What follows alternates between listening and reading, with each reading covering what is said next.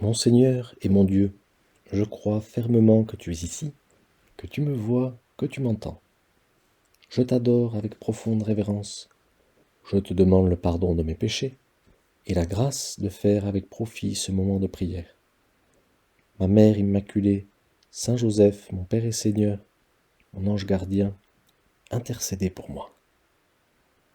Ce week-end, je suis passé voir des amis et je suis tombé dans leur salon sur un faire-part de naissance comme j'en avais jamais vu auparavant. Un faire-part vraiment unique. D'abord, c'était un faire-part très beau. Il faut bien dire que aujourd'hui, les familles elles se surpassent toujours plus pour faire de beaux faire-part avec de belles photos, des belles calligraphies. Alors, les faire-part que je reçois, notamment de mes frères et sœurs qui sont mariés, de mes amis, ils sont toujours plus beaux. C'est quasiment des œuvres d'art. On pourrait faire des concours de faire-part et des expositions. C'est magnifique. Bref, mais ce faire-part, il était vraiment spécial. Car le nouveau membre de cette famille, c'était déjà un petit garçon de 4 ans qui avait été adopté l'an dernier et qui a été baptisé il y a quelques semaines. Et sur la photo, on voit ce petit garçon assis sur une chaise avec le plus beau sourire du monde. Et on peut dire cette phrase magnifique: j'ai trouvé ma famille. Alors s'il n'y avait pas eu l'auteur de cette citation, j'aurais pensé que c'était une phrase de la Bible ou une phrase de Jésus qui m'avait échappé ou d'un penseur célèbre. Mais non, c'était une petite phrase du garçon lui-même qui, du haut de ses 4 ans, avait dit à ses parents adoptifs: j'ai trouvé ma famille. Quelle sagesse, vraiment. Alors, nous pouvons prier pour ce petit garçon qui a reçu le baptême, qui est un nouvel enfant de Dieu, un frère à nous dans le Christ. Mais en plus de prier pour lui, son histoire et sa petite phrase peuvent nous aider à comprendre ce que nous dit aujourd'hui le Seigneur Jésus-Christ dans l'évangile que nous lisons à la messe. Et l'évangile de Saint Luc nous raconte effectivement comment, un jour, Jésus avait prêché à des foules immenses et que sa mère et ses frères, c'est-à-dire ses cousins, etc., sont venus le trouver, Jésus, et ils n'arrivaient pas à lui parler. Alors on lui dit à Jésus: ta mère et tes frères sont là dehors, qui veulent te voir. Et Jésus a cette réponse un petit peu mystérieuse. Il dit: ma mère et mes frères sont ceux qui écoutent la parole de Dieu et qui la mettent en pratique. Une phrase mystérieuse, mais que nous pouvons essayer de comprendre. C'est-à-dire que nous pouvons être les frères, les sœurs, la mère, le père de Jésus même. Nous pouvons faire partie de sa famille si nous écoutons sa parole et si nous essayons de la mettre en pratique. Cette vérité, elle a profondément marqué Saint Luc, l'évangéliste, parce qu'il raconte pratiquement 2 fois la même histoire. En effet, 2 ou 3 chapitres plus loin, on raconte qu'une femme s'approche de Jésus et qu'elle crie: heureuse la mère qui t'a porté en elle et dont les seins t'ont nourri. Et Jésus dit la même chose: heureux plutôt ceux qui écoutent la parole de Dieu et qui la gardent. C'est-à-dire heureux ceux qui veulent bien faire partie de ma famille en faisant la volonté de mon Père. Jésus, en effet, veut bien nous faire comprendre cela. Il veut que nous fassions partie de sa famille. Mais comment y entrer dans cette famille de Jésus? Jésus nous le dit 2 fois dans ces 2 extraits. Il faut écouter sa parole, la garder, la mettre en pratique. C'est-à-dire vouloir faire partie de cette famille divine, lui dire: oui, je veux faire partie de ta famille. Alors c'est la grande vérité que nous pouvons apprendre dans cet évangile. C'est que faire la volonté de Dieu, c'est vraiment pas compliqué au fond. C'est dire: oui, je veux faire partie de ta famille, mon Jésus. C'est ce qu'ont fait finalement les apôtres. C'est ce qu'ont fait tous les disciples de Jésus-Christ. Ils ont eu cette chance finalement de se sentir en famille avec Jésus. Un de mes amis me parlait très souvent de sa tante, de son oncle et de ses cousins, à qui il allait rendre visite très souvent. Mais un jour, il m'a avoué qu'en fait, c'était pas vraiment sa tante, c'était pas vraiment son oncle, c'était pas vraiment ses cousins. C'était une famille qui l'avait accueilli quand il était arrivé en France, parce que mon ami voilà, était un Roumain.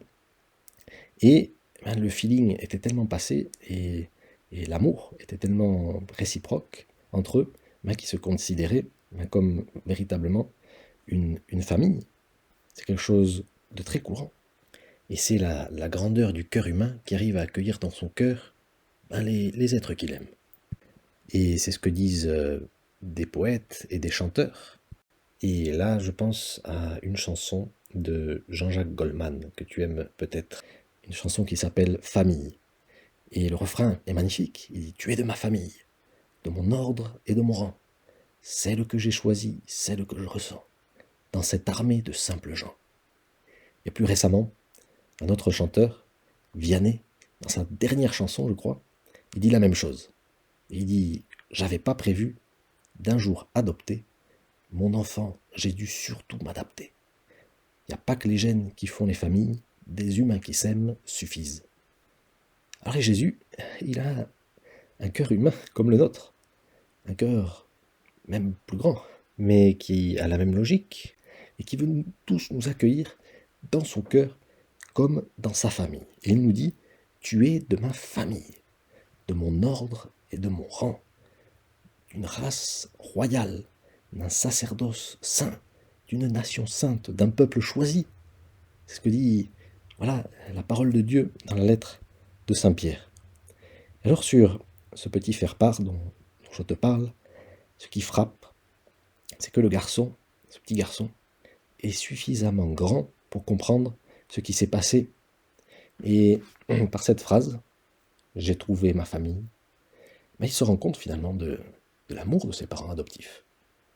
Et il se rend compte qu'il a été accepté tel qu'il est dans cette famille, par son père, par sa mère, par ses frères et ses sœurs de cette famille adoptive.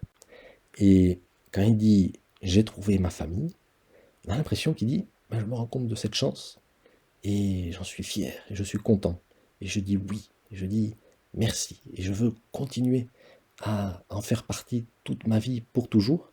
Et je vais faire tout pour être un bon fils de mon père, un bon fils de ma mère, un bon frère de mes frères et de mes sœurs. » Finalement, ben, il fait exactement ce que Jésus aimerait que nous fassions avec lui. Ben, Jésus, qu'est-ce qu'il a fait? Ben, il nous a rendus fils adoptifs de son Père. Il nous a accueillis chez lui, dans sa maison, dans son cœur. Ses délices, c'est d'être parmi les enfants des hommes. Et de notre part, il n'attend qu'une chose, c'est que, ben, d'une certaine manière, nous lui donnions notre accord, que nous lui disions, avec ce même grand sourire de ce petit garçon du faire-part, j'ai trouvé ma famille. Ma famille, c'est la Trinité. Ma famille, c'est Jésus. Sainte Marie, c'est celle qui a le mieux compris cela et qui l'a le mieux vécu. Un jour, bien, l'ange Gabriel est venu la voir et il lui a demandé si elle voulait être la maman de Jésus, donc la mère de Dieu. Et elle, qui n'en revenait pas de tant d'amour, de tant de bonté, de la grandeur de cette mission qu'elle venait de recevoir, elle a dit ah, ma réponse ne peut être que oui, qu'il me soit fait selon ta parole. C'est-à-dire, en Jésus, j'ai trouvé ma famille. La Trinité, c'est mon chez-moi. Le Fils de la Trinité, c'est mon Fils. Et le Père dans la Trinité, c'est Dieu mon Père. Et mon époux, c'est Dieu le Saint-Esprit. Donc Marie est vraiment cette femme qui a le mieux répondu à cette phrase que Dieu lui a dite et qui nous dit à nous tous, tu es de ma famille. Alors, nous pouvons dire avec Marie et avec ce petit garçon, Jésus merci. Merci parce que en toi, j'ai véritablement trouvé ma famille. Je te remercie, mon Dieu, des bonnes résolutions, des actes d'amour et des inspirations que tu m'as communiquées dans cette méditation. Je te demande de m'aider à les mettre en pratique. Ma Mère Immaculée, Saint Joseph, mon Père et Seigneur, mon ange gardien, intercéder